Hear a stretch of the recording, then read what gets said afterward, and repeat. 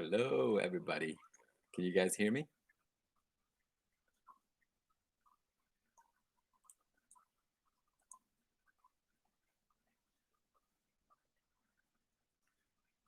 Can anybody hear me?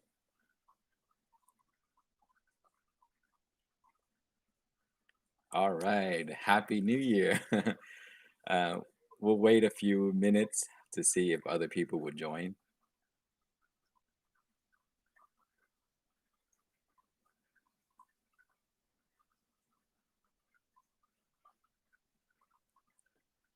Okay, let's begin.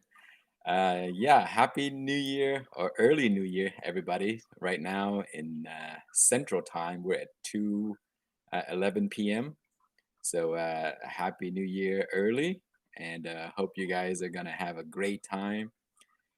Today in Texas, the weather is crazy. It's really wet and rainy. So yeah, it's gonna rain all night as well. So New Year's probably gonna be a little bit cold. Paula, hi Paula. Thanks for joining me. Yeah, today is a really strange one because I just got off work early and I wanted to come on and say hello to everybody. The kids are asleep, so I have like an hour just to go live and chat for a little bit.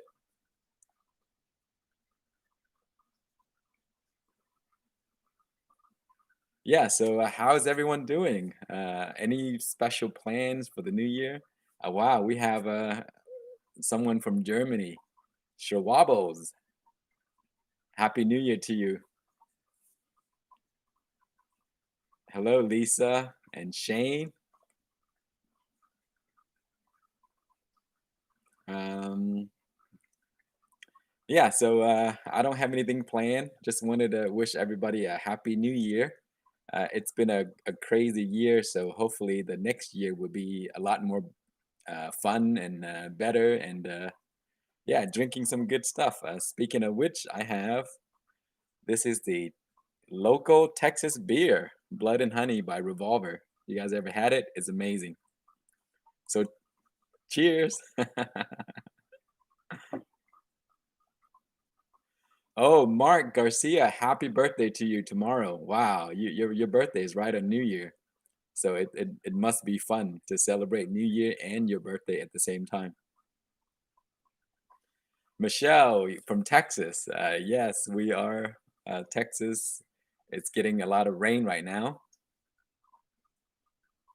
I actually ordered some seeds as well, Michelle. This year, I'm gonna grow a bunch of daikon radishes. So I've been looking at a few different varieties that are really hard to find. So I found some online. So I'm gonna grow those in the spring because they are cool weather plants. So I'm gonna grow a bunch of daikon radish. Leona Miller from Texas as well. Yeah, Texas is getting rain right now, and it's probably gonna rain all day, all night today until tomorrow. So New Year's gonna be a lot better, but probably cloudy. Louisiana is also raining. We're just neighbors, so I guess we're all getting rain right now. Yeah, it's getting really cold, and the crazy thing is a bunch of my plants are still alive outside. So if it doesn't get any colder than this, I think I'm gonna get a few pepper plants that may make it through all the way to next season.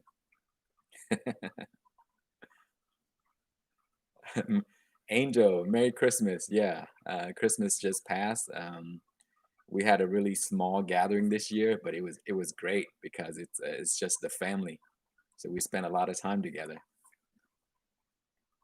Kyle from Hawaii, how you doing, my friend? I hope you guys are enjoying the beautiful weather in Hawaii.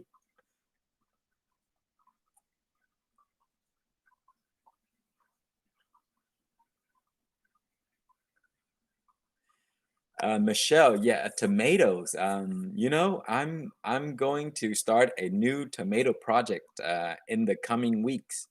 I have my indoor setup ready, so I'm gonna do some cherry tomatoes indoors. I think I'm gonna cover the whole subject all the way through. That way, those that are trying to grow tomatoes indoors can maybe learn from my mistakes and prevent it from making your own. Yeah, tomato is always fun to grow because they grow really fast and really big. I'm growing the indeterminate variety, and I'm sure it's gonna go out of control. So it may take a little bit of pruning to grow inside. But I did grow a bunch of tomatoes before in mini systems, and with constant trimming, you can actually get tomato plants to produce a good amount of tomatoes actually in a really small setup. Yeah, Gene, I'm going to try to do a step by step to cover everything. I'm gonna uh, I already started the seedling, so maybe I won't go into starting seedlings because it's really easy. Just drop it in the rock wool and then wait. Lisa, you're waiting for my content on indoor. Yeah, right now is the best time to grow indoors because it's really cold, and also, we can't really go to too many places. Some places have lockdown and all that stuff. So growing inside is a lot of fun, and it gives you something to look forward to.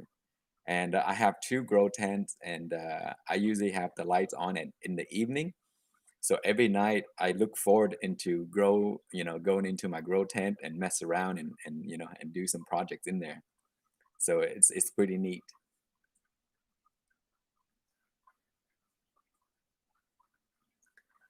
Angel, you have a bunch of herb seedlings you need to put out. You know, when you grow herbs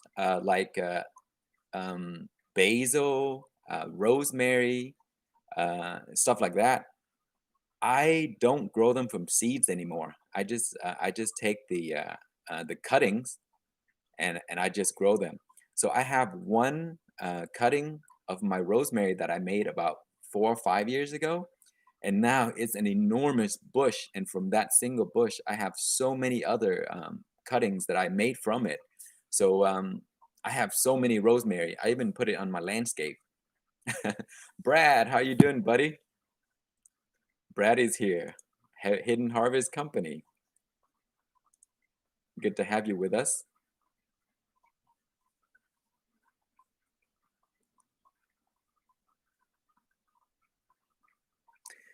Dino, you asked about moringa. I grew one moringa tree um, many years ago, and this is a different variety. It's not the regular one. I think it's called the Stedno something with the S. It's a big moringa tree, and I had it in a 15 or 20 gallon pot, and I just take it inside into my garage, and I bring it out every season, and it's actually doing really well. It looks like a mini tree, and it's big. I trim it all the time, so it can stay small inside a small pot.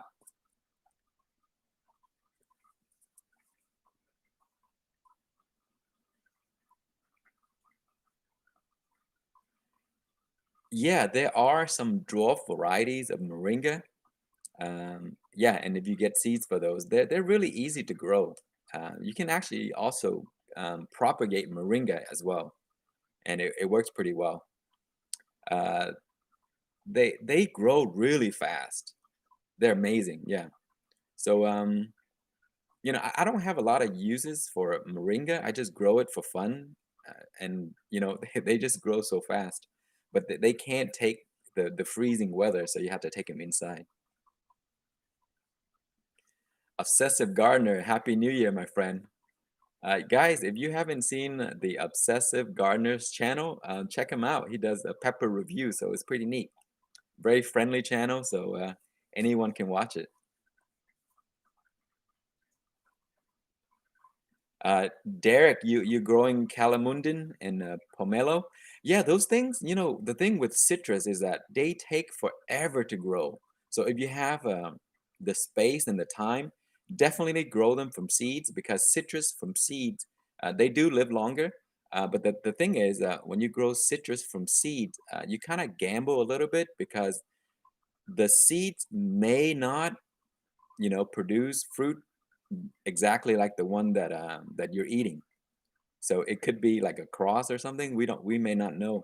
So a lot of times when people grow citrus, they grow them from like grafted plants because grafted plants produce a lot faster, and also you get the consistency of the parent plant. So you cut the parent branch off, you graft it, you get the exact same taste. So yeah, I mean, if you can grow them from seeds, that's amazing. That would be awesome. And funny thing is, I was at my parents' house this past month, and they grow these kumquats, these little mini, they look like mini oranges, and you can eat the whole fruit, like the skin and everything, and they taste amazing. I actually ate some a while ago, and I took a few branches and I'm grafting them right now. So hopefully they will make it. And if the graft make it, I'm gonna show it to you guys. I have a lemon tree that I'm grafting the kumquats on it. So yeah, those are really cool. Yeah, the angel, there are actually multiple different varieties of those. Some are sweet and some are super sour. I really don't like the super sour one, but my parents have those sweet ones, and they're really cool. They're round. There's some are like egg shaped and kind of oval, and some are round. I think I like the round one.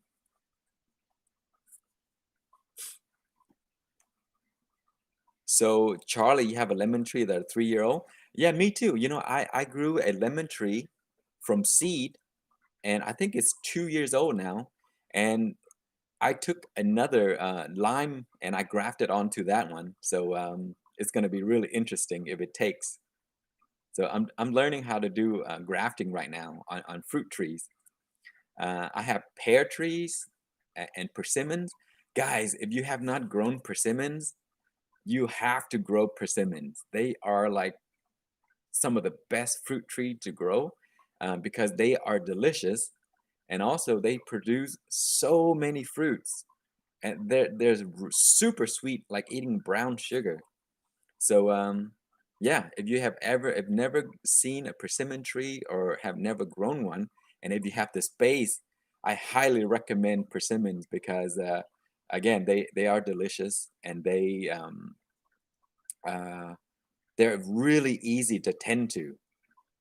So there are not a lot of diseases. I have my tree for a few years now, and I don't really do anything to it. I just give it a little bit of water here and there when it's dry. Give it a little feeding, and then at the end of the season, around October, I get lots of persimmons, and that are so good. And also the persimmons, they can grow in really cold conditions. So if you live in like zone 7 to 9, persimmons are great. I think they might even go lower than that. So yeah, there are different varieties of persimmons. So there are two kinds. For example, they put them into two different categories: the astringent and the non-astringent. So the non-astringents are when they're super sweet and you can actually eat them at an earlier stage, and it doesn't make your mouth all pucker up and all that stuff. So uh, buy I would recommend the non-astringent kind, like the fuyu. Fuyus are just amazing, guys. uh, I need to do more videos on my persimmon tree because it's around, it's like 5 feet tall, but it produces like so many fruits. So you can have a really small persimmon tree for for your small backyard and get lots of fruits. And I also grow Asian pears. Asian pears are another fruit trees that I really love because I buy them all the time. And when you buy them in the stores, they're like $2 for a fruit. So they're pretty expensive. But if you grow them yourself, they taste a lot better. And they can take really cold weather down to -10 degrees Fahrenheit, and yeah, they'll grow. And I have one Asian pear trees that are they call it a fruit salad. So they're like four different varieties of pears on a single tree. Eagle eye, you mentioned bitter melon. I do grow bitter melon also. Um, I love bitter melon. They're great. They're easy to grow also. Um, we use a lot of bitter melon for soups and for stir fries and stuff like that. So yeah, I grow a lot of bitter melons.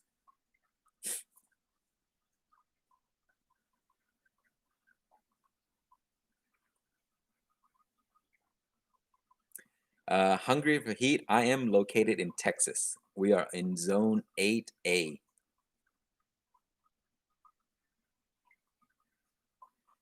Yeah, the where I live, you can pretty much grow almost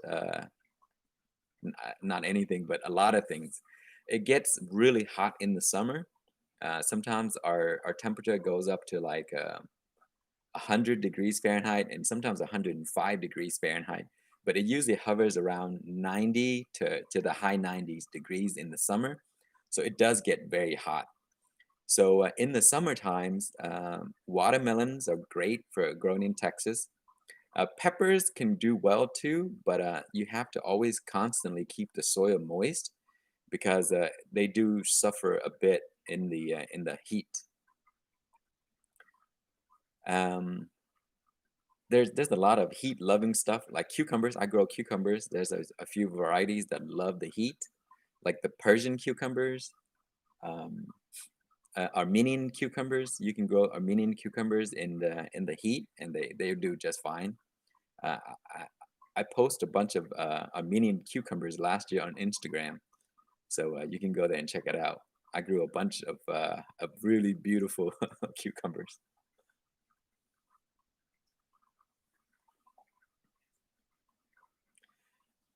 Yeah, I bet Arizona is going to be really hot, especially near the desert.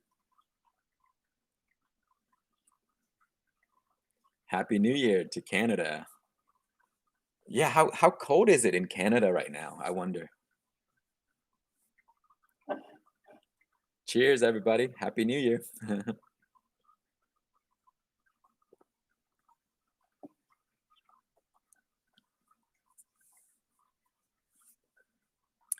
Yeah, if you live in hot places, you can look up vegetable that prefer heat, and those would do.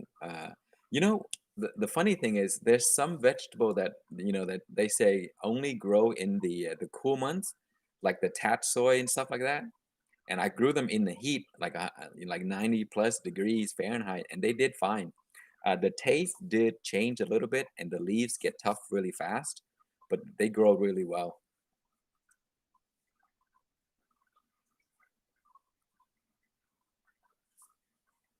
Wow, we have 71 people in the chat.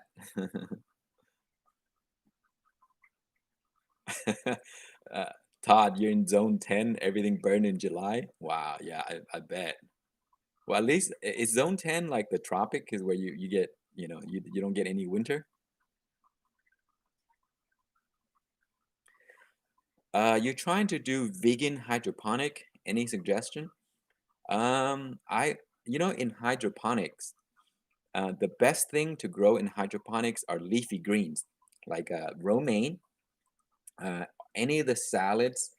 Uh, Arugula does really well. Tatsoi, pak choi, those are some of the plants that grow amazingly fast in hydroponic. So you can grow those plants.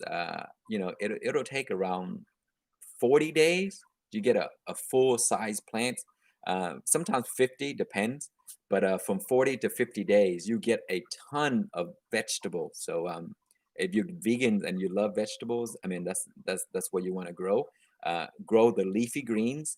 Um, they do so amazing. I did a bunch of videos recently covering these how fast they grow and the cost and stuff like that. So you should check it out. They're easy. You just set it and forget it. I recommend doing the cracky method where you don't need an air pump. Just set it up and then just wait, and then you harvest your lettuce. And the beautiful thing about growing hydroponic is that once the lettuce is big enough to harvest, you just cut the leaves that you need and keep allowing it to grow. and they'll just keep growing and growing and growing for like maybe a month more. So you get so many lettuce, and they're always fresh because you can harvest them uh, anytime you need to use them. So you don't have to, harvest in advance and put it away. Just harvest it when you want to use it. So yeah, I hope that answered your question.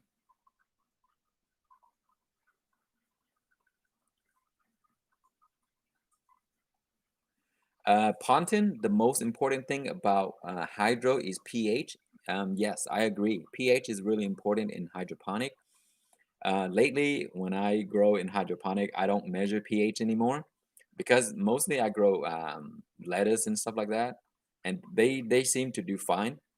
Maybe I should do a video covering pH, like plants grow in pH and plants grow without pH and stuff like that. That way, you guys can see the outcome.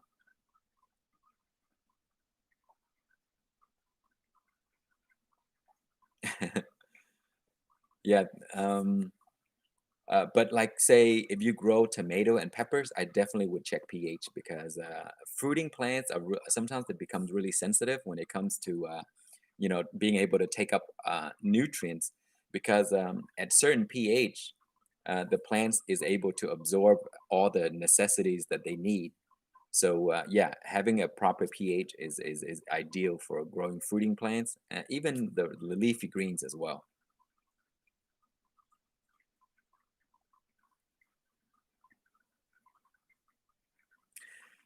Lisa, if you have a hard time calculating your pH, use a pH meter.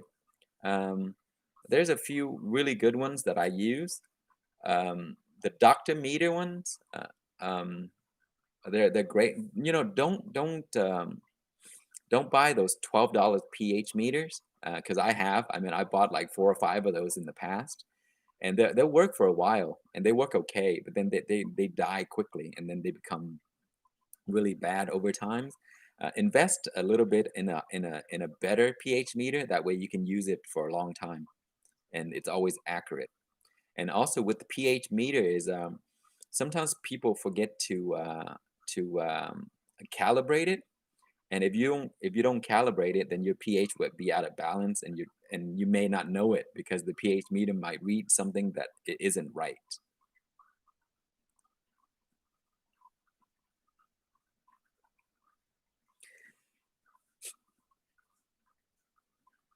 And also when you grow in hydroponic, people always wonder if you can refill, and I cover this in my recent video. Should are you able to refill your hydroponic setup? So when you grow hydroponic, there's two different methods. The DWC, which you have air pumps pumping oxygen into the water, and with that method, you can basically refill whenever you need. But in the cracky method, um, refilling is a little bit of a challenge because it's basically meant to grow plants you know um, that grows within under 50 days. Because once it used up all of the nutrients, then you start new plants. But you can refill in cracky if if you don't drown the air roots. So go check out my latest videos, and then you can follow that, and it'll show you exactly how to do it.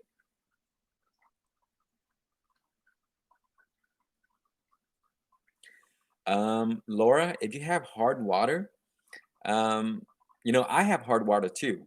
My pH is around 7.8 or so, around there. So I usually have to bring it down to like a 6.0 or 5.9. So I guess my water is the hard water. Um, you can, use the filter water, but the thing is, I don't use it because it's additional work, and also it costs to buy the stuff to filter. So I just use the hard water and then use pH down to like balance the pH. But lately for the past few years, I don't even check pH anymore. If you watch all of my recent videos, you will see. Hey there, Jim. Happy New Year, sir. Jim Kingman and Curtis. Kurt. Happy New Year.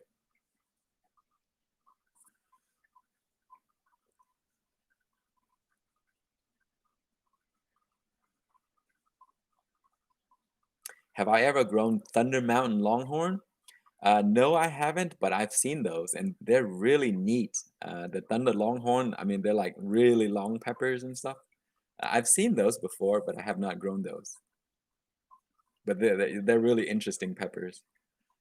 You know, I have so many different seeds now, so I'm trying to go down the list and grow a new one every year. And it's so difficult to do because when you have so many seeds and you want to grow everything, and then you have to limit down to just a certain amount of varieties to grow each year is like the most difficult thing. And then sometimes you eliminate the one that you really wanted to grow, and then you kind of regret it.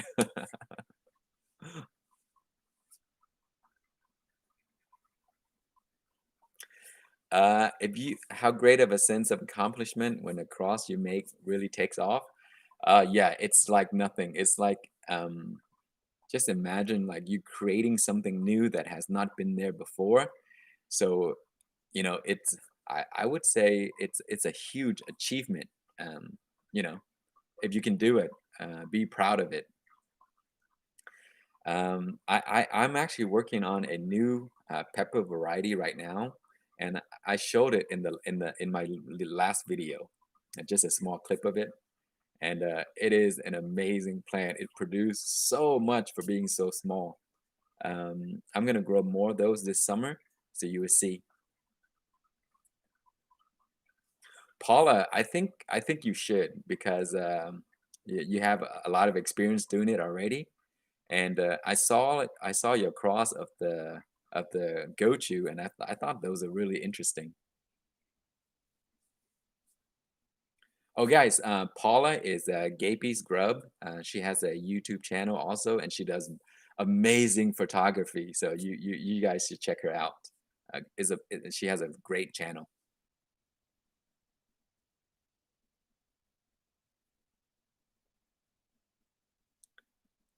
Zorak, yeah, thank you for your kind comment. I love growing peppers, and I love other people to grow peppers. So yeah, if I can share some information, yeah, I'd love to, and I love sharing those information actually. Kyle, yes, I agree. Paula's channel is brilliant. She has good stuff. If you guys like tomatoes, you should follow Paula. She grows so many different kinds, and she gave me a few different varieties. And one of my favorite is the Berries Crazy Cherry. Those things produce like a gazillion tomatoes, guys. They're just beautiful, and I got those from Paula. I've never seen them before until she introduced them to me. So yeah, if you like gardening, tomatoes, peppers, grown peppers in the Pacific Northwest, uh, you can follow her and check out her stuff.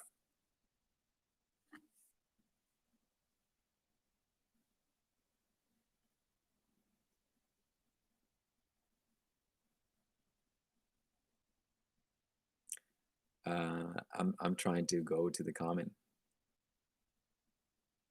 Antonio, oh my goodness, my buddy Antonio, rooted in Buffalo. I haven't seen you in a long time. Where have you been, buddy?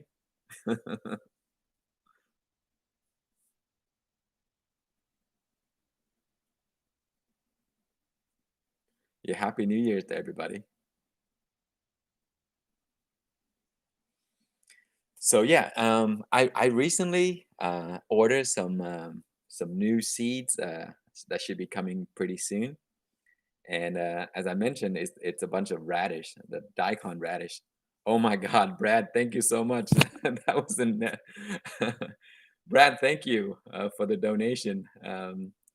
Much appreciated, my friend.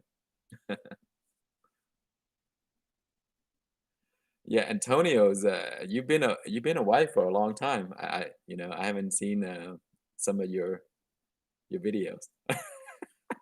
Brad, I that would definitely be something great towards the whiskey.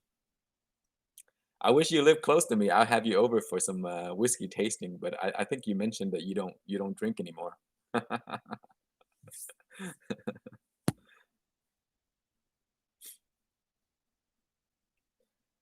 Yeah, Antonio, we gotta see some of your new videos again.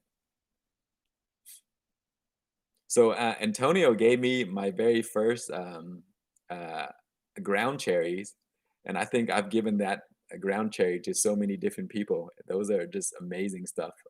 They're super sweet, taste like mango, and once you grow those, they just keep growing every year, even if you don't even have to start seeds yourself.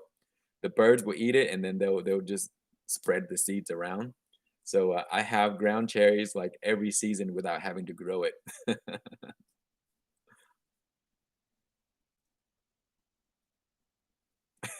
Brad, you be the sober bartender. That's funny. Dino, how you doing, buddy? Yeah, it's amazing. I never thought that I would get this many subscribers. Um, when I first started doing videos, I did it because I was living in Nashville, and I wanted to grow microgreens, and I searched all over the place for microgreens information. And I found a few videos, but they just show you how to do it, but they didn't show you about the process and how it worked, and what the results are. And I followed it, and then I failed so many times, so I decided, you know what, I should make some microgreens videos showing the entire process so that people don't make the same mistakes as me. So I started that, and then I started doing peppers and stuff. So yeah, that's how I started doing gardening. Batman, happy New Year, my friend. Good to see you.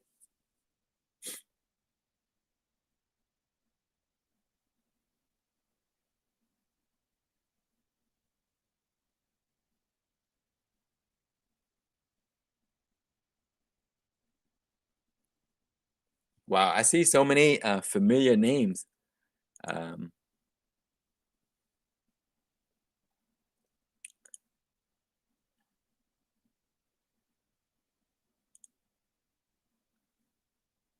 I'm trying to read the comments so I can answer some questions if you guys have any.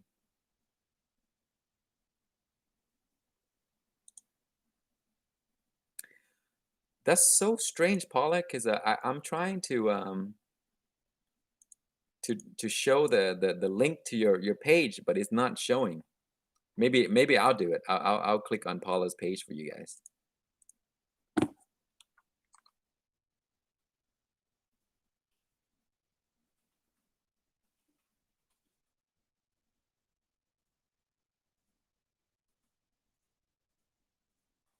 All right, here you go, guys. This is Paula's page.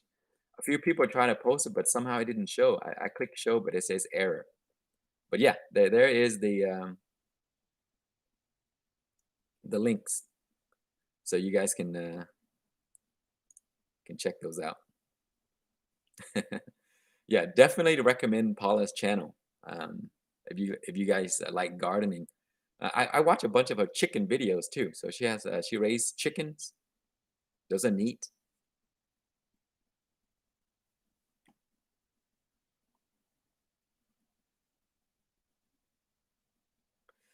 Brad, yes, the pumpkin peppers are pretty small. They're like uh, smaller than a Scotch bonnet, so they should be smaller than the normal peppers.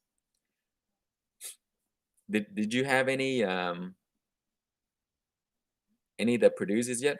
But they're actually good size. If you get the really small pumpkins, that could be because your plant produced so many.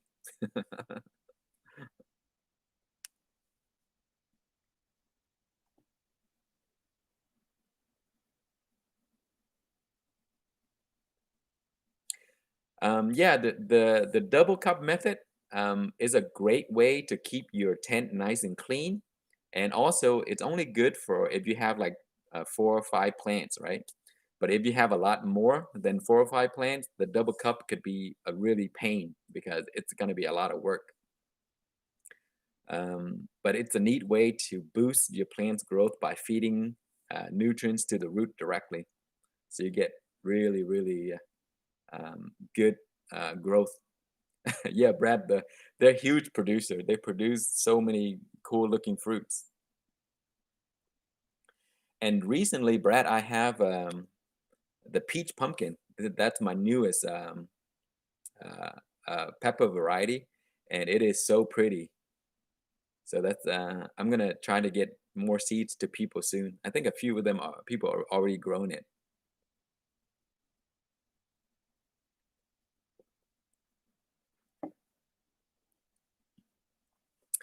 Yeah, a few people are doing peppers in a can challenge, and I think those are the neatest thing ever. Guys on Facebook, they're doing pepper in a can, and they're just so fun to look at. They're just amazing and beautiful. And you'd be amazed that peppers are just such plants that you can grow in little containers. Let me show you one that I'm growing. Look at my little plant right here. You see, and I'm getting. Let me see if I can show you. There's one little fruit right here, right there. See it? I think this one is about maybe 2 months old.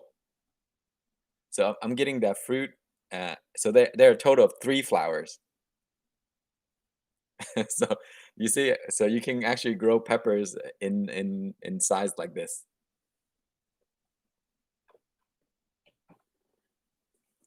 So I have a bunch of fun small projects that I'm working on, just little mini peppers, but you get a lot of fruits.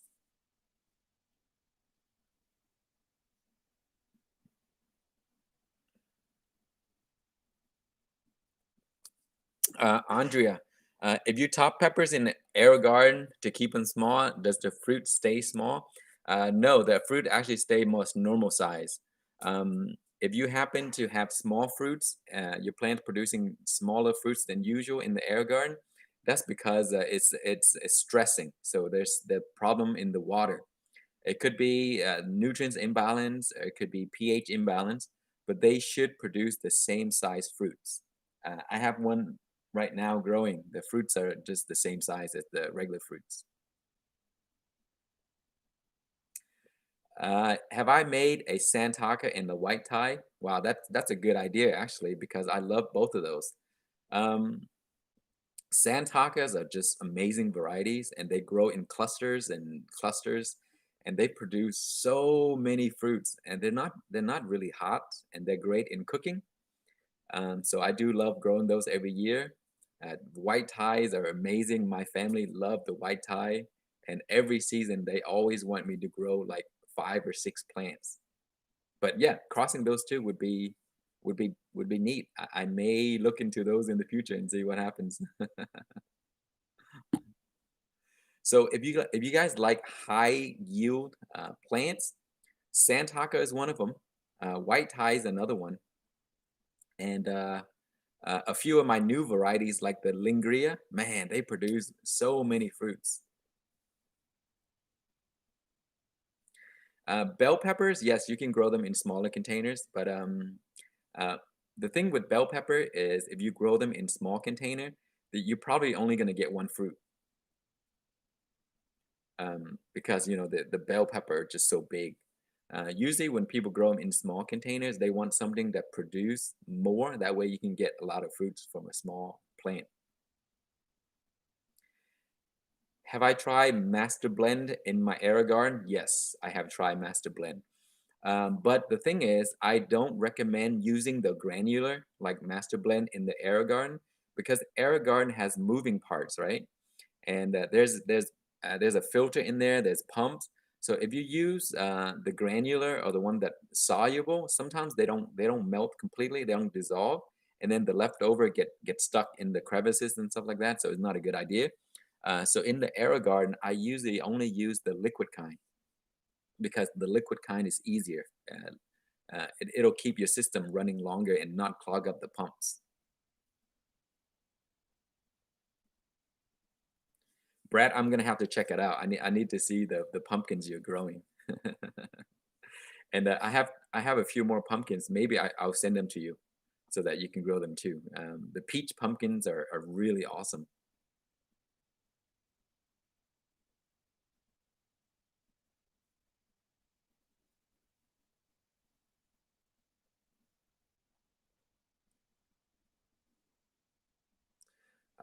What are my sources for seeds? Oh man, I haven't, purchased seeds in a while. But even if I do buy seeds, I usually go through the Pepper Lovers uh, marketplace first, because there I actually know people there, and they'll show me the pictures of their plants. Because I'm very picky. When I buy seeds, I want to see what the plants look like, and I want to see what the fruits look like. So when you buy it from people on Pepper Lovers on Facebook, the community, they'll show you the plants first, and then you can see it and have an idea of what it's going to look like. And when I buy seeds, that's what I usually do. I go there and I look first. But if I do buy vegetable seeds and stuff like that, I'll just go to any of the stores online, like Baker's Creek, Johnny's Selected, Rare Seeds, and stuff like that. I buy all my vegetable seeds from there. And also, if I buy the Asian greens, like the Asian vegetable, there's this small company called AsianToTable.com, and I think they also have a YouTube channel. And I love supporting small business like that. So when I need to buy Asian greens, I go to AsianToTable.com just to support the small businesses. And because I also watch some of their channels too, so I buy from them. Yeah, Paula's right. Bakers do send out catalogs, and you can check the catalog first and buy them as well. They if you buy from them one time, they'll send you a catalog.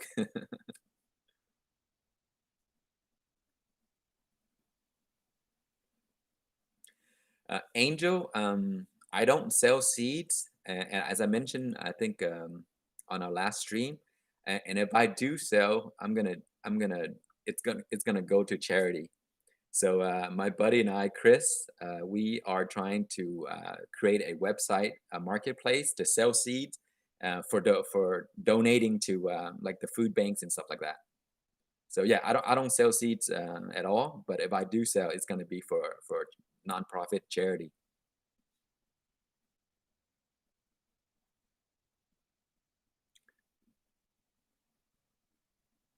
Yeah, Ziki, the marketplace is great because a lot of people there are just like us, right? They just grow, and then and when they have excess, they sell them. And that's a great way to meet new friends and also buy from them. They always give you the best stuff, and they throw in things also, and then you can talk to them and see their grow. They'll show pictures and stuff like that. So it's a great way to meet people and to kind of support them.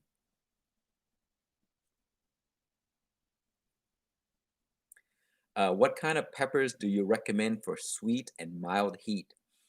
Um, if you have not grown Sugar Rush, try those. Ahi Omnicolor, great.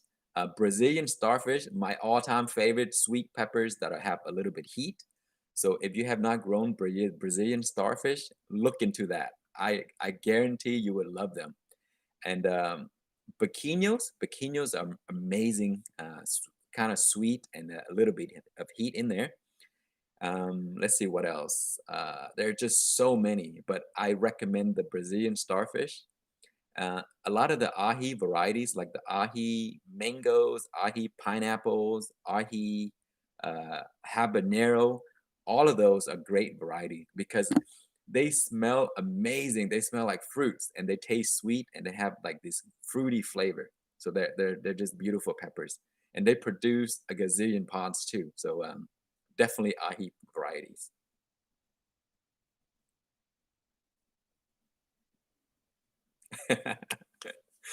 Gardenstead, you trying to get my secret. So when I make chili oil, the latest batch that I made, and I've given out to some friends and some family members, and they keep asking for more. So the secret ingredients is the Star Scream, which is the the the variety that I made. A Starscream is really hot. It tastes almost like a Thai varieties, but a little bit hotter and a better flavor, a little bit sweetness in there. So ahi, uh, omnicolor, and sugar rush peach. And then if I want it really hot, I throw a sriracha hornet in there, And man, that makes it like amazing chili oil. All it's most chili oils that I buy, they put so many ingredients in there, and it tastes okay. But when I make them, it's just oil, peppers, garlic, and shallots or red onion. Just four ingredients. Of course, salt and a little bit of sugar, and that's it. It's really easy to do, and they're just amazing. So yeah, that's my secret to making chili oil.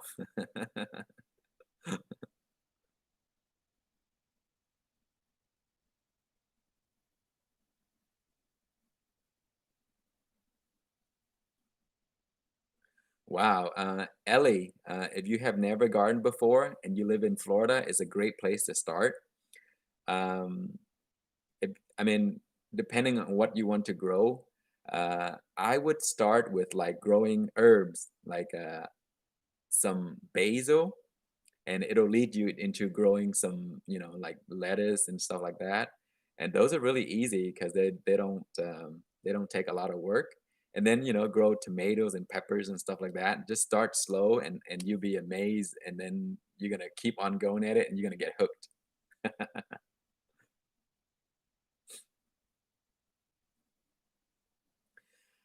Is it necessary for a functional grow tent? A grow tent is a you don't need a grow tent, but a grow tent will help. Like because it has those mylar material, it does bounce lights around and kind of help with lighting, and also it keeps everything in one place. Everything is enclosed, and depending on where you put it, like I put it in my garage, so I like to close it up just in case, because sometimes I leave my garage open, and wind would blow dust into it and stuff like that.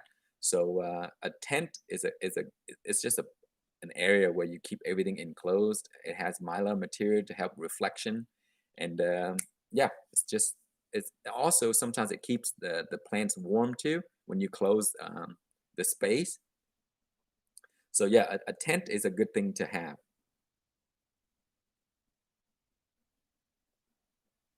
Yeah, Angel, I do have a few videos on chili oil, so you should check it out.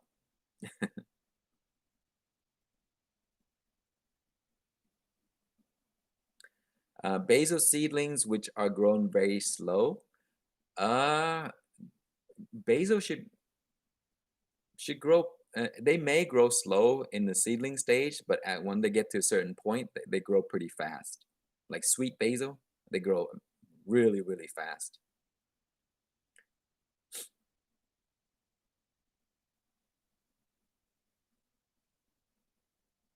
Um, Andrea, if you're struggling with basil, have you ever tried propagating basil? Sometimes propagating basil, it's a lot better because you get a sort of like a mature age plant, and then it grow faster. Once it develop roots, it'll take off really fast. Basil do prefer very warm climate, so they and also a lot of sun. They love the sun. So yeah, grow them in sun, and they will grow really nice. Yeah, propagating basil is really easy. Check out my channel, or you can search it. You just take a branch, cut it, put it in water. And when it roots, you plant them. That's as easy as that. It's really cool. And I grow a lot of Thai basil, and I don't grow from seeds anymore. I just propagate them. At my local Asian market, they sell fresh basil in a bag. I buy those, and I just put the branch in water, and they grow. And then that's how I get my basil.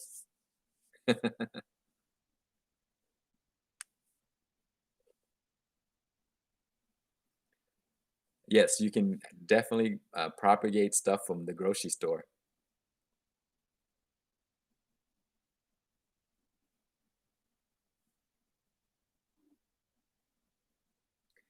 Hang, how are you? Yes, you can use the Flora series in your air garden. In the air garden, I recommend using liquid nutrients only. Don't use the water soluble kinds. the liquid kinds are the best because it doesn't clog up your pumps and stuff like that. But yes, you can use the Aero Garden, I mean the Flora series. You can use the Aero Garden plant food that you can buy with them. That'll work just as well.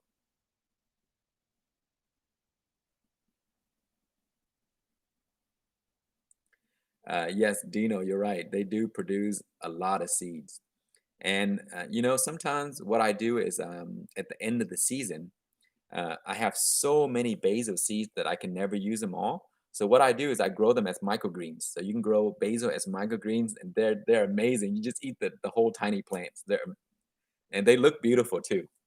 And you put them onto any of the dishes, and it'll make them look pretty. I have not do a nutrient film setup, the NFT system, and the reason for that is because I just like something really simple, and the the the tote is the best for me. But the NFT systems are great. I do love those.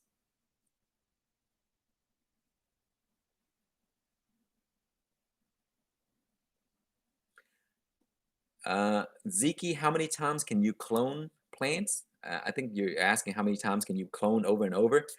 You can grow. You can probably do it indefinitely, because the reason I said that is because I have a Cuban oregano plant, and they don't live in cold conditions. So winter comes, it'll kill them all. So what I do is before winter gets here, I'll cut a branch, I'll take it inside, I put them in the water, and they'll stay in water for like many months until the next spring comes around, and then I'll take them outside and I'll grow them. And then the next season I'll do that over, and then I do that again. So this is going to be my fourth year doing it. And every time I do it, the plants just start over brand new, like a baby plant again. So I think you can do it indefinitely, forever.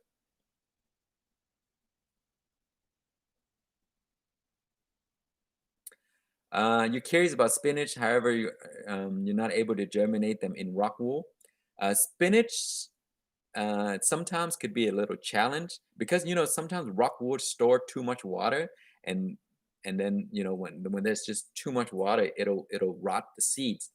Another way you can do is put it in a uh, like a paper towel method, and then they can sprout that way. Or you can just throw them in soil and then dig them out later and put them in hydroponic. You can do that too.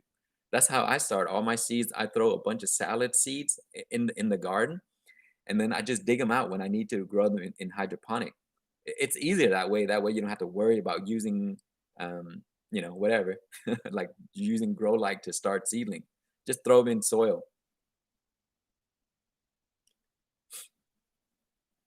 Uh, Carlos, if you're looking for some of my seeds, I do giveaways every now and then, and also you can go on Pepper Lovers Community on Facebook. You can trade there. A lot of people are growing many of my varieties, and you can trade.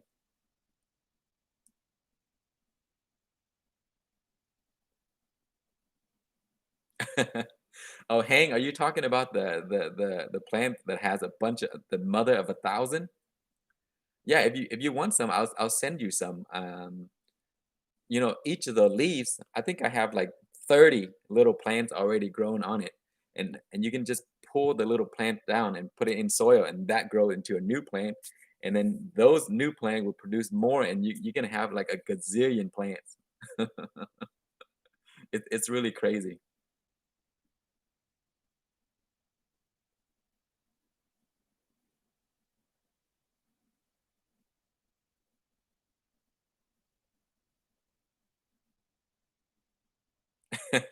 Lisa, thank you so much for for that. Yeah, I was saying I can't believe that I get this many subscribers, because I never thought that people would watch my channel.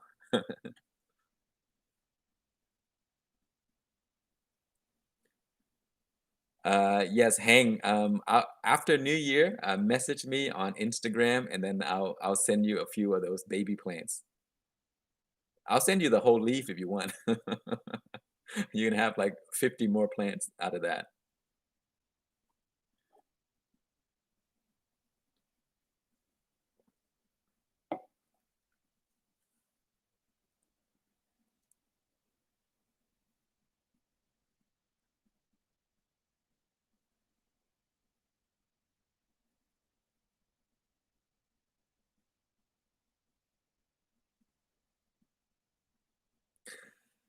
Um, what are they? Calancho?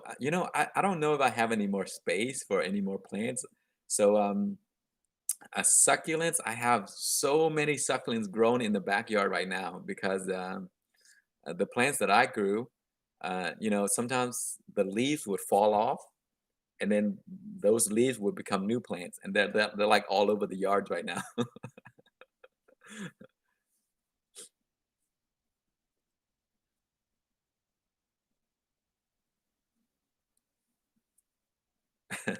Angel, you're welcome. I'm glad I could help.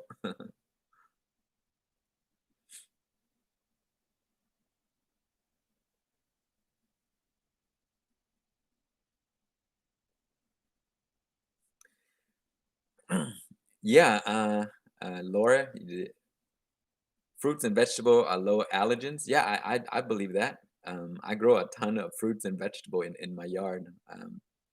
I love arugula, guys. If you have space, or if you have a raised bed dedicated to growing arugula, because they are just amazing plants, very very good to grow, and they produce so many seeds, and you can save the seeds to grow as microgreens, and uh, and then those microgreens you can pluck them out and then they grow as big plants.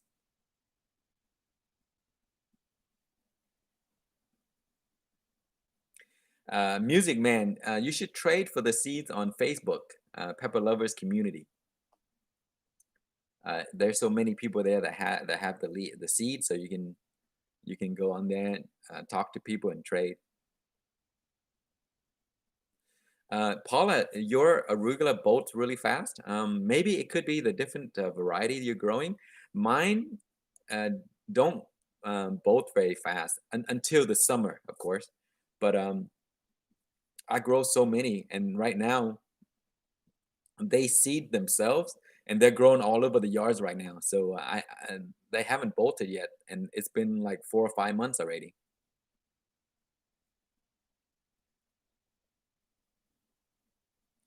And also lettuce, like uh, people were saying, when lettuce produce seeds, what do you do with the extra seeds? Because they do produce a million seeds. You can also grow the lettuce as microgreens. So don't throw the seeds away, even if you can't use them all. Use the seed to grow microgreens in wintertime. The cool thing with lettuce is that they can grow in very cold weather. Uh, so if you have a way to provide some lights, they can actually grow in like 50 degrees Fahrenheit weather, and they'll do just fine. And you have a bunch of microgreens to use. And then sometimes if you have a space, you can take the microgreens and grow them into the big lettuce.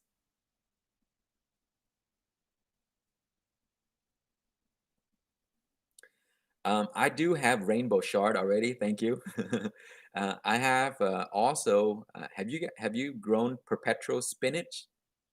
I think perpetual spinach is in the shard family, and they are some of the most amazing uh, plants that I have ever grown. I think they're perennial, so right now everything is really slowing down because it's so cold, except my perpetual spinach. They're growing like crazy, and they grow well in the heat and in the cold and everything. Sometimes it even frost would come and they're fine. They don't even freeze. So that's another one that are really good to grow. Perpetual spinach. If you like shards, you should grow those. Lately, I've also grow a few Japanese greens called Mizuna. If you haven't grown Mizuna, I think you should check into them. Mizuna tastes like a little bit of mustard and arugula mixed together, and they produce really beautiful leaves and a ton of leaves. And I don't usually harvest the whole plant. I just harvest a few leaves when I use them, and they just keep producing for so many months. And I have Mizuna for a long time. Yeah, Paula, they're cool, aren't they? And I'm now growing the pink Mizuna or the red Mizuna. Red Mizuna, they look gorgeous, but they don't grow as big as the green Mizuna.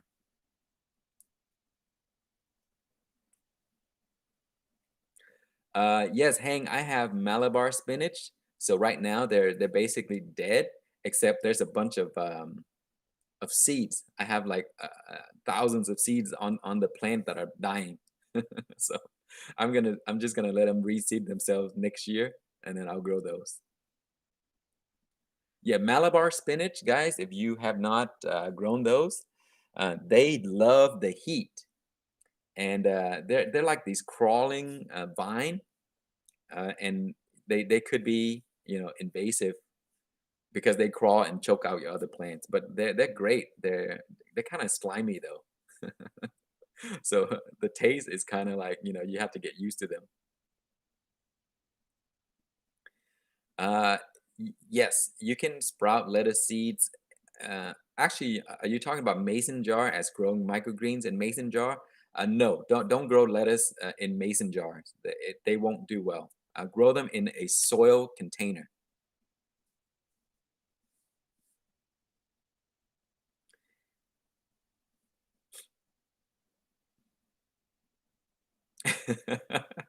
Yeah, you're right, Paula. It's a little bit slimy. It's really strange, but the thing is, I really love them because I grow up eating them. So I guess that's the taste that I it's an acquired taste, I would say.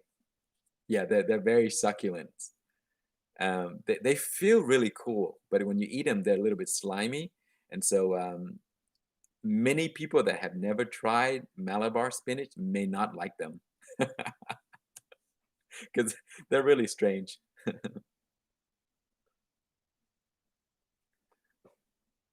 Be online. Thank you so much. I'm glad to have you here with us.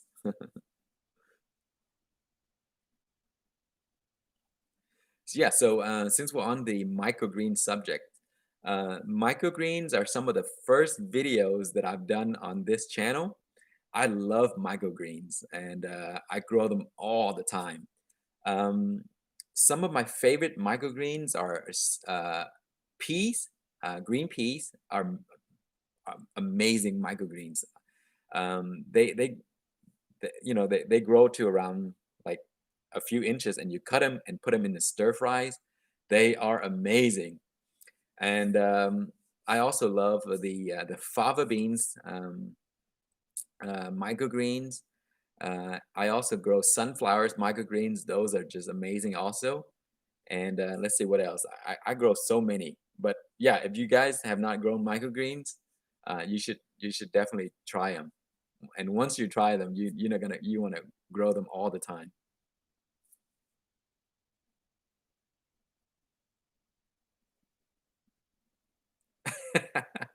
Finger limes, they're really hard to get in Texas. You can order a tree, but they won't ship it to Texas because of the law. Um, maybe if I have a way to get finger limes, I'll probably grow them. The current medium I'm using for microgreens, I love to mix my own soil. So I use a combination of compost and peat moss. And then there you can buy the black cow manure, black cow compost at like your local Home Depot and stuff like that. Mix them all in, and they will grow really good peas, like green peas and fava beans and stuff like that. Those are really cool, and they'll have nutrients for the plants to grow really healthy. And the beautiful thing about growing microgreens is like after you grow them and you harvest them, the leftover soil, they are amazing food for your worms. So don't throw them away. Just throw them in your compost or your worm bins, and the worm will love you for that. How many seeds do I buy at a time for microgreens?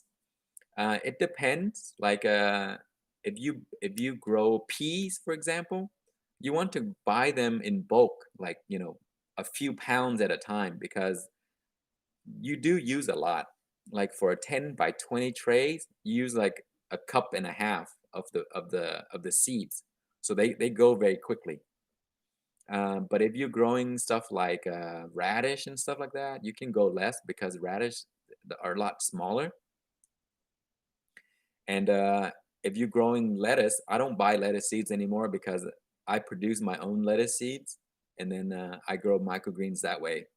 So arugula, I don't buy arugula seeds anymore. I produce my own, and I have like thousands and thousands of arugula seeds every season.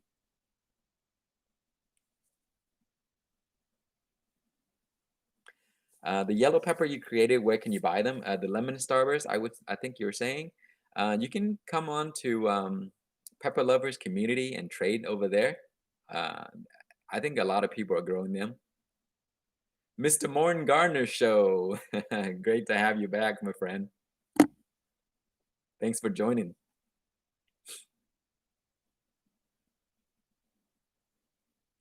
Have you thought about sharing more recipes from your grow? I would love to, but I don't know how to cook that well. I just make a few things here and there. So yeah, I'll see if I can show more things that from the stuff that I grow. But I make very simple things, so there may be not a lot.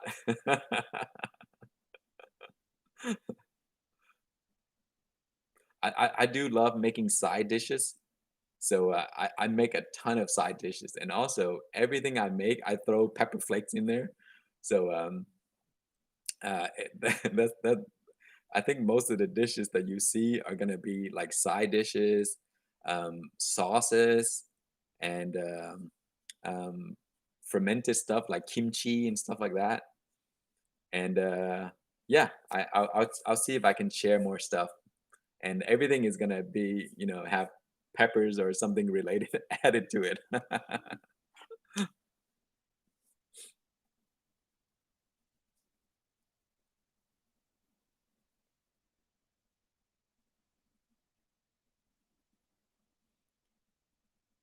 Also, I cook microgreens too. So I did a video on cooking microgreens, like stir fry microgreens.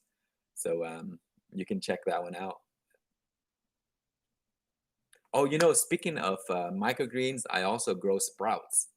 So I do mung bean sprouts, soybean sprouts, fenugreek sprouts. Fenugreeks are some of the best sprouts that you can grow. And in 7 days, you can have beautiful sprouts to use, and they're really good for you. So yeah, if you have not done fenugreek sprouts, you should try it. They smell like maple syrup. And also when you eat them and then you go to the bathroom and pee or whatever, it smells like maple syrup. it's, it's funny. But yeah, really cool fenugreeks. Shaw, thank you so much for watching the videos.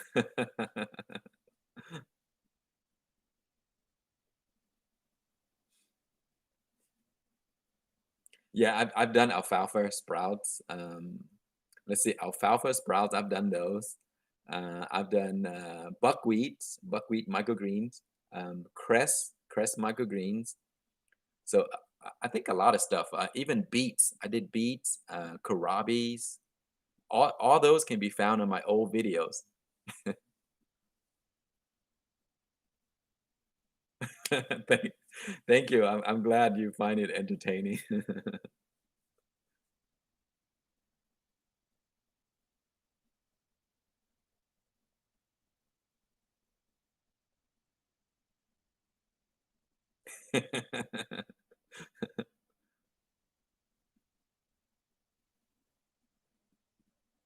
Yeah, sprouts are cool things. So if you love sprouting, because sprouting is one of those things that you can do really fast because like bean sprouts in 7 days you get stuff to use. So they're super super fast.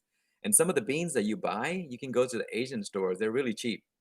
And you can make a lot of stuff like side dishes with sprouts, like the Korean side dishes. If you guys have Korean food, every time you go to Korean restaurants, right, and you order food, they bring so many little side dishes out, and I love those things. I always, that's my favorite thing about Korean food. And I'm learning how to make all of those side dishes now. Except, I add a little more peppers, spice it up a little bit. So yeah, you can make it to your liking, make it hot.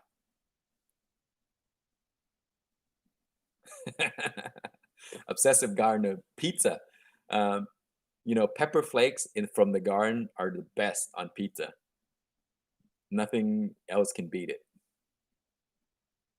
No, no, not fennel. Nah, fennels. I was saying fenugreek.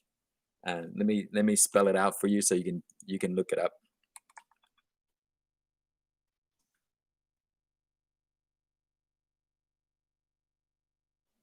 Yeah, those fenugreek. Yes. You can grow them as microgreens. You can grow them as full greens, and you can also grow them as sprouts.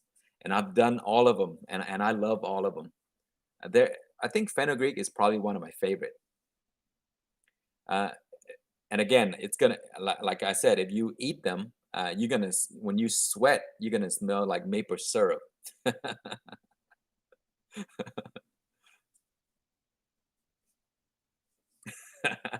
Obsessive gardener, thank you.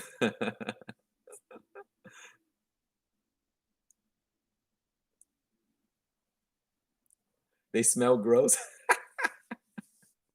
Hang, they smell like maple syrup. I guess you don't like maple syrup.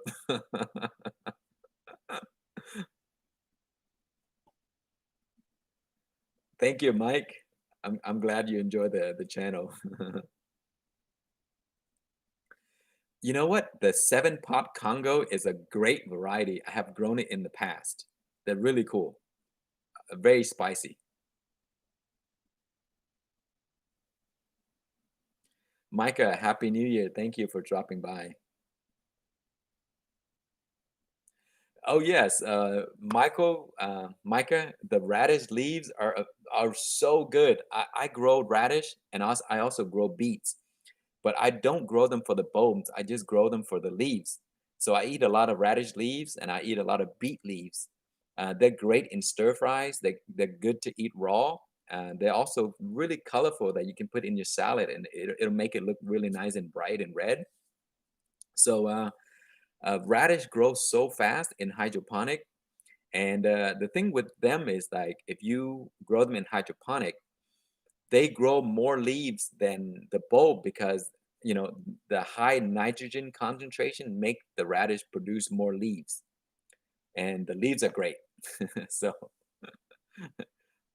grow them and you see they grow super fast. You mentioned it before, Hang, about beets with the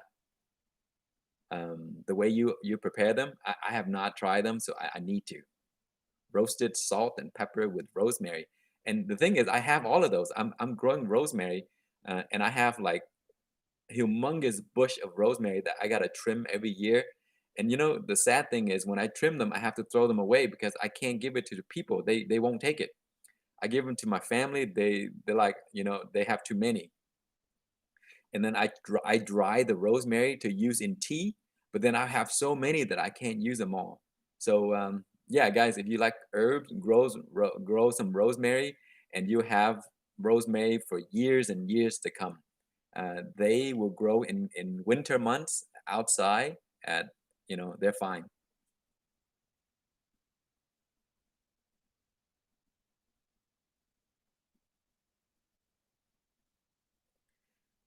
Yes, radish and beets are leaves that you can cut and come again. So anytime you cut the leaves, new leaves will form, and then they'll just form and form and form. So you have radish leaves for a very long time. Chris, thank you for your kind words. Yeah, rosemary smells really good. Every time I'm in the garden, I always brush my hand on the rosemary and the basil because I have one raised bed dedicated to grown herbs only, and that's my favorite place. And guys, the reason why I love to grow herbs, for example, like basil, because they grow really fast, and I grow sweet basil and Thai basil, and I always grow like 3 or 4 plants. And the thing is, when you grow basil, if you want them to keep producing leaves, you pluck off the flowers. But the thing is, I always grow multiple plants because I save one plant for the bees. The bees love the flowers of your basil. So there's always one plant that I allow to flower so that the bees can come and visit and hang out. And then the ones that I use, I pluck up all the flowers, and they grow so fast, and they smell so good, and the bees would come, and it's just amazing to see all the things happening when you grow herbs. So yeah, I grow them for the bees and I grow them for me.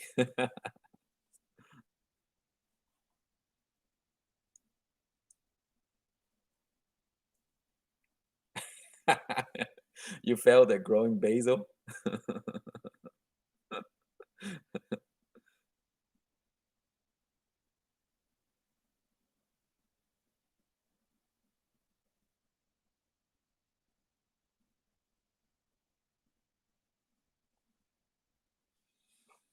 If you like to grow thyme, sometimes you go to your garden center. They always sell those already grown thyme, and I think those are you may have a better chance, or better luck with buying the herb that is already big, and then you just put them in the garden, and then they will grow really well.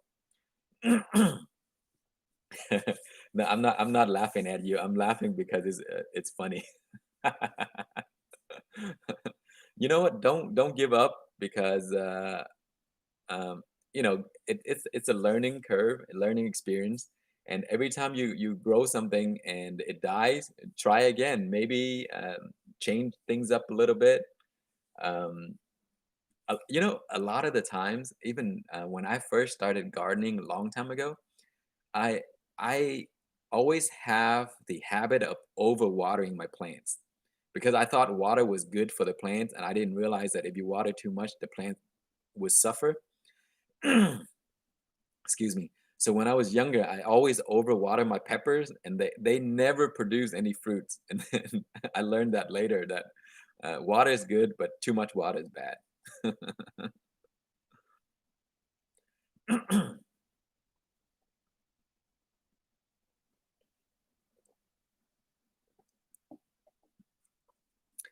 Yeah, agree. Every failed attempt is an experience for the next one. I don't know how many times I failed with growing in hydroponics in the beginning, because when I first started growing hydroponic, finding the information was really tough. And I did watch a few videos, and those videos basically just show you the process. Like, okay, here's how you do it, but it doesn't show you all the way through and what happened.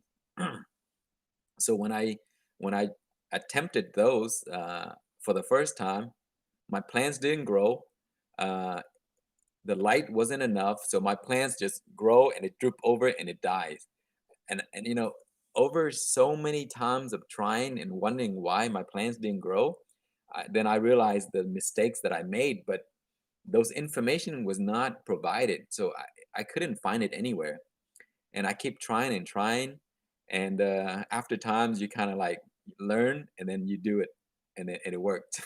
so so that's the reason why when I make my videos, I spend a lot of time going through the entire cycle and tell you guys what's wrong with it along the way and how you can fix certain things. That's because those are the struggle that I went through because I couldn't find those information.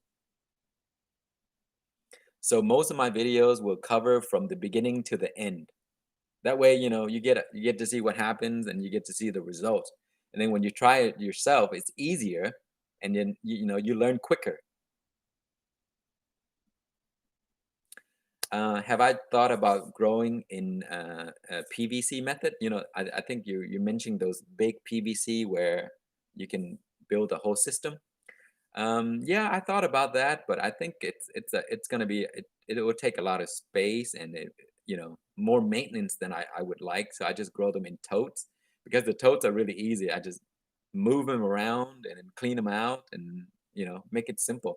And plus, I don't I never need to grow too many because my family can't eat even the little things that I grow. We can't use them all. And I give most of mine away, by the way.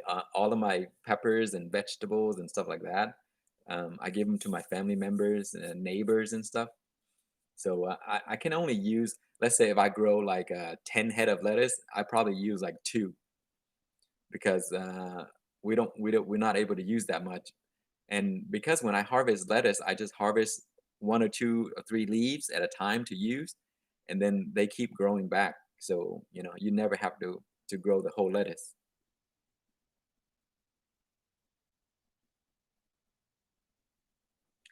Angel, I also had trouble with cilantro as well in the beginning because I live in Texas. It's really hot. So what I did was I started my cilantro in the cool months, and they're grown really well. So they need some sun. They need lots of sun, and they also need cooler climate. If it's too hot, like if your temperature is in the 90 degrees Fahrenheit, your cilantro would not do well. I think they grow really small and they bolt right away.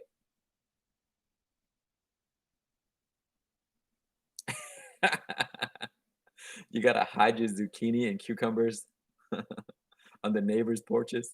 That's funny. I love growing cucumbers, guys. They're just awesome because I use a lot of cucumbers. Yeah, Angel, try them in the cooler months. Like say if the temperature is like 50 degrees to 60 degrees, you can start them. Put them in an area where they get a good amount of light, and you're gonna see a huge difference. They will grow really well. Your cucumbers come out bitter. Okay, so there's multiple reason why the cucumber is bitter. One, it could be the variety, and also it could be heat. Cucumbers produce the bitterness when it's super hot. So you can actually get the varieties that can withstand the heat, and then you won't get the bitterness. Also, you can grow the non-bitter kind, like the um, let's say the what are those? The bad alpha. Those similar to those, and those are never bitter. They don't have any seeds either. Um, the uh, the favorite cucumbers that I grow is the Socrates and Diva. Those are two of the small ones. They're like Bayed Alpha varieties. They produce a lot, and they're never bitter. So, and also they don't need pollination. So you just grow the cucumbers; they just become cucumbers automatically.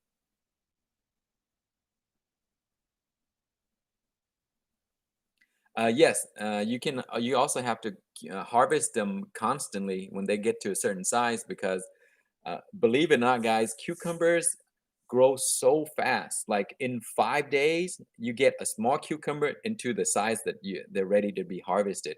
And if you wait too long past the optimal stage, they could become a little bit bitter at the end. Where they connected to the stem. Um, but yeah, harvest them and then they will produce. So yeah, cucumbers are one of those plants that try to harvest them often so that they can produce more.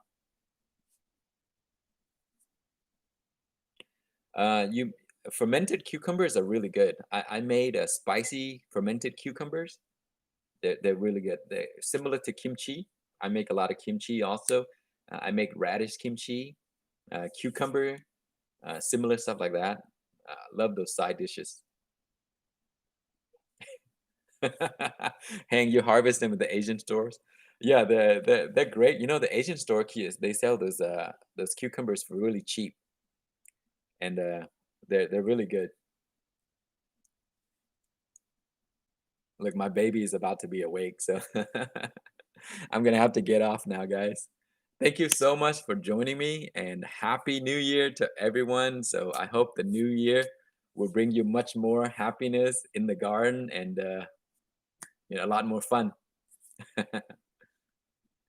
Thanks for joining me.